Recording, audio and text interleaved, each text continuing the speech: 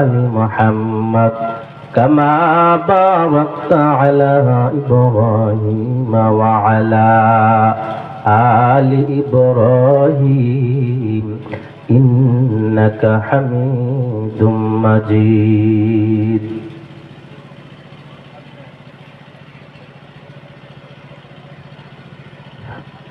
সরালি Tuffah বরাউট জামে মসজিদের উদ্যোগে আজকে মাহফিলের সম্মানিত সভাপতি ও মুআজ্জাজ উলামায়ে কেরাম, মুরব্বিয়ানে আজম, যুবক ভাইয়েরা, পর্দার আড়ালে অত্যন্ত শ্রদ্ধা মা ও বোনেরা, মহান রব্বুল আলামিনের দরবারে শুকরিয়া আদায় করি যে মহান রব্বুল আলামিন আপনি আমাকে দিনের এক মজলিসে জান্নাতের বাগানে বসার তৌফিক দিয়েছেন।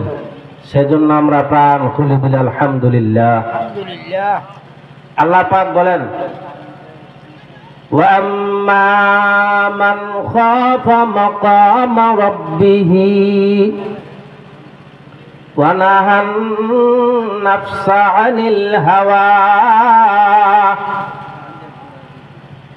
আল্লাহ পাক কোরআনে কালামে বলেন, পবিত্র কোরআন শরীফের মধ্যে বলেন, যে ব্যক্তি আল্লাহর সামনে কিয়ামতের দিন আল্লাহ তাআলার সামনে দাঁড়ানোকে ভয় করবে, ওয়া নাহান নাফসা আনিল হাওয়া, এবং তার মনকে কলবকে সংযত রাখবে, ফা ইন্নাল জান্নাতা হিয়াল মাওয়া, তার জন্য তার ঠিকানা হবে জান্নাত। অর্থাৎ যারা আল্লাহর সামনে দণ্ডমান হওয়াকে ভয় করে, হাসরের মাঠে কিয়ামতের দিন যেদিন শুরু হয়ে যাবে, সকলে আল্লাহর সামনে দাঁড়াতে হবে। হে দুনিয়ার মানুষ, দুনিয়ার জিন্দেগিটা কিছুদিনের জন্য, যখন আপনি আমি দুনিয়া থেকে বিদায় হয়ে যাব,